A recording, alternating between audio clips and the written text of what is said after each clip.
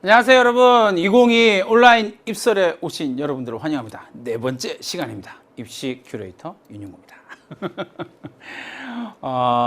고교생활과 선택 과목에 대한 이야기들로 이제 이야기를 좀 풀어나갈까 합니다.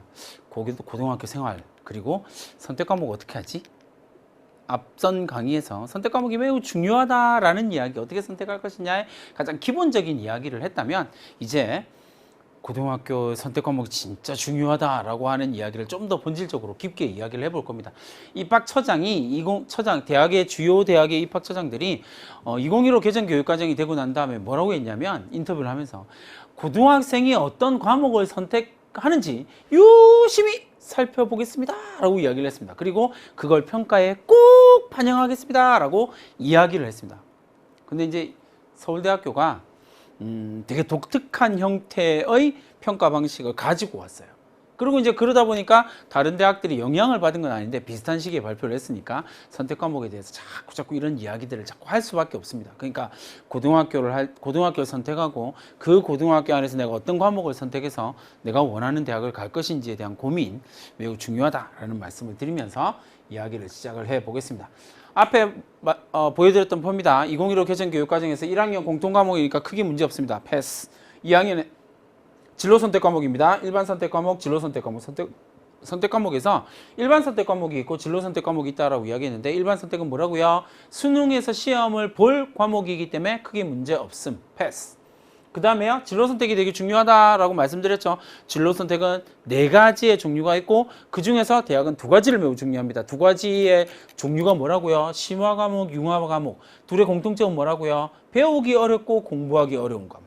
그럼 대학의 의도, 특히나 주요 대학의 의도가 선명하게 드러나죠. 어려운 과목을 선택해서 결과를 만들어내라. 이게 대학의 시그널이에요. 그 시그널을 정확하게 읽는 고등학교 생활이 우리한테 필요하다는 거죠. 물론 전문교과 있습니다. 근데 일반계 고등학교에서는 웬만해선 전문교과 만나기 힘들 겁니다. 힘들어요. 현실적으로 지금 분석을 해봐도요. 근데 앞선 강의에서 말씀드렸던 것처럼 전문교과가 있다 없다가 우수함의 평가 기준이 되지는 않습니다. 전문교과가 있다면, 개설되어져 있다면 그 개설된 과목을 이 학생이 어떤 의도로 수강하고 어떻게 공부했는지를 평가하는 거죠. 개설 안 돼 있으니까 감점 이런 건 없다라는 겁니다. 그렇게 생각하시면 되겠습니다. 자, 그러면 이제 서울대의 스타일을 한번 보도록 합시다. 이게 왜 중요하냐면요, 서울대가 가려고 하는 방향이 어떤 방향이냐를 보면, 주요 대학들이 어떤 방향으로 가려고 하는구나 라는 걸 알 수 있기 때문에 그렇습니다. 대체로 서울대학이 가려고 하는 방향과 유사한 방향들을 이때까지도 유사한 방향이에요. 똑같은 방향은 아니고요. 유사한 방향으로 계속 가고 있었거든요. 그러니까 그 부분을 좀 생각해 보자라는 겁니다. 자, 서울대학교는 원래 수시에서 학생부 종합전형의 직윤과 학종 일반, 학종 직윤, 학종 일반 이렇게 2가지 종류로 나누어졌습니다. 그리고 정시에서 수능. 그러니까 서울대학교 갈 수 있는 방법은 딱 3가지였던 거죠. 직윤으로 가거나, 아니면 학생부 종합전형 직윤으로 가거나, 지역균형으로 가거나, 아니면 일반으로 가거나, 이 2가지나, 아니면 정시를 잘 봐서 가거나, 이렇게 3가지 방법밖에 없었거든요. 근데 서울대가 2023 신입학 전형에서 지금 몇 학년이요? 2학년이요. 고등학교 2학년 신입학 전형부터 뭘 하겠다고 그랬냐면, 수능 위주 전형에서 지역 균형을 선발하겠다라고 이야기했어요. 빵 터진 거죠. 그리고 수능 위주 전형, 일반 전형, 우리가 생각하는 일반 전형. 그래서 수능 성적만 보겠다라고 수능 성적만 봅니다라고 이야기하는 정시에서, 그러니까 객관식 시험을 얼마나 잘 봤니라고 하는 것만 평가하는 정시에서 서울대가 갑자기 무슨 소리? 지역 균형. 지역 균형이 뭐냐면, 성적이 조금 안 되더라도 지역 안배를 하겠다라는 거죠.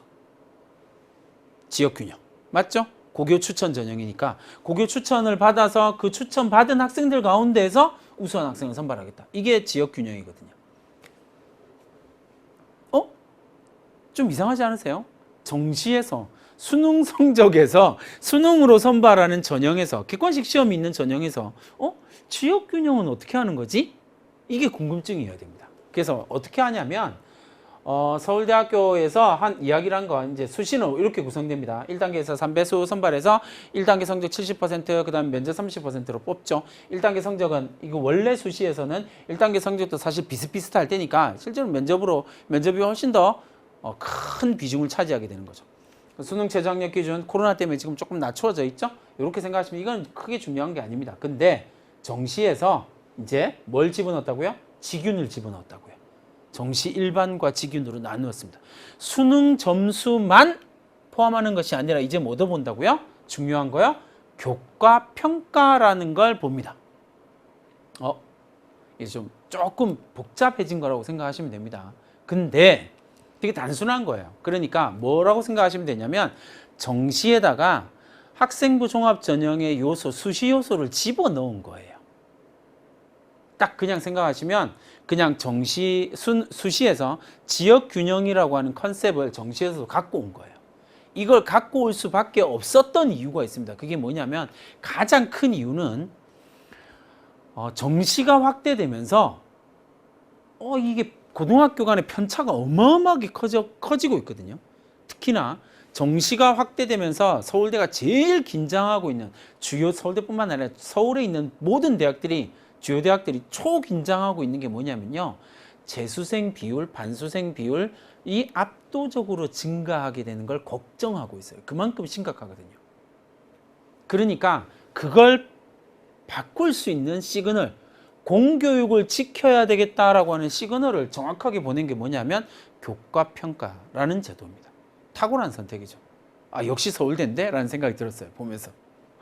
공교육을 지키기 위한 마지노선, 고등학교 생활 제대로 해라. 이게 교과평가예요. 그렇게 생각하시면 됩니다. 직윤에서는 40점을 반영하고요. 그 다음에 교과평가에서는 일반에서는 20점을 반영합니다. 그러니까 서울대의 고민 가운데 제가 앞선 강의에서 말씀을 드렸지만 서울대의 고민 가운데 서울대를 정시로 합격하는 학생들 가운데에서 검정고시 학생들이 자꾸 늘어나고 있거든요.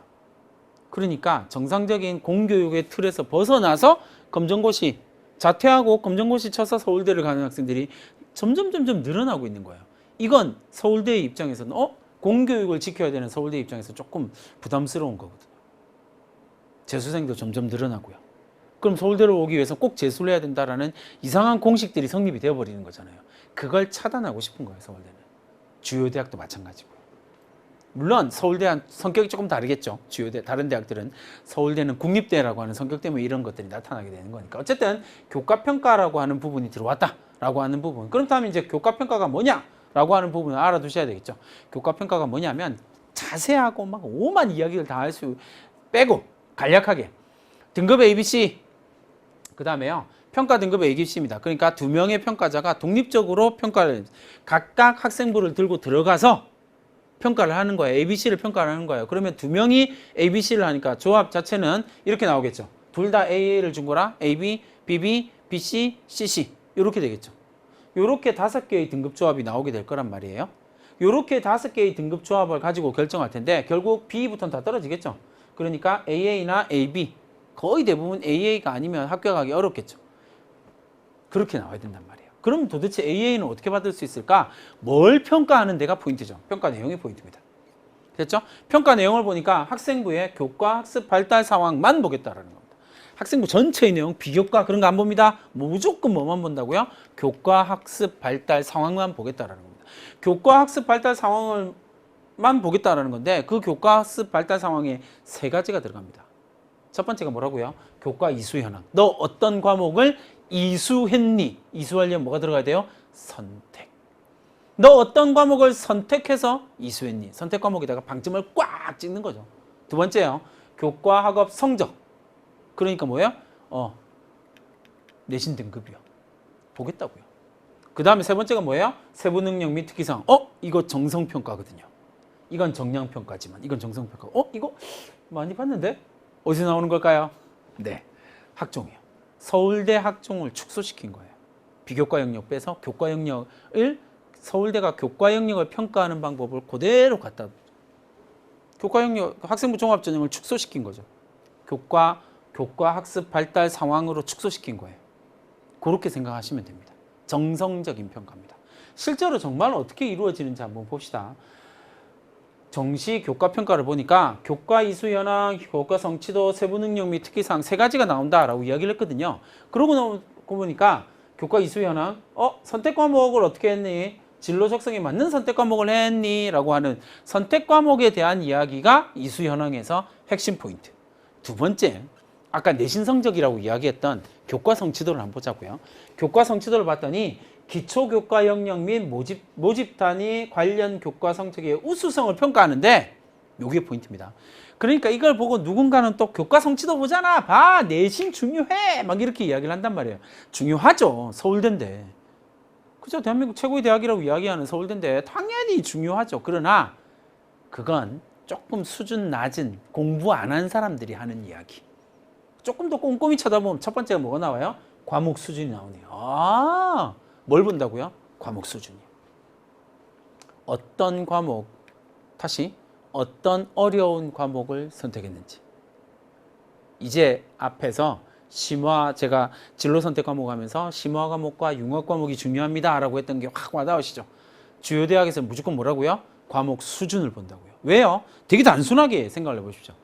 확률과 통계, 확률과 수학에서 확률과 통계라는 과목이 있고 주로 문과 학생이 선택하는 과목이죠. 그리고 미적분이 있습니다. 수학, 확률과 통계 1등급 하고요. 미적분 2등급.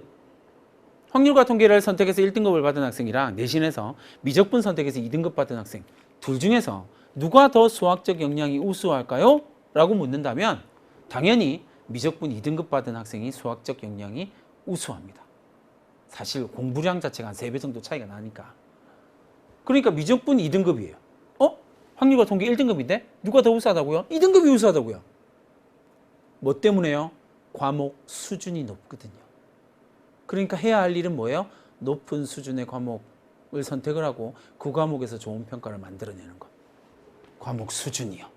그러니까 내신을 그냥 정란적으로 1등급 우수, 2등급 안 우수 이거 아니라는 거예요.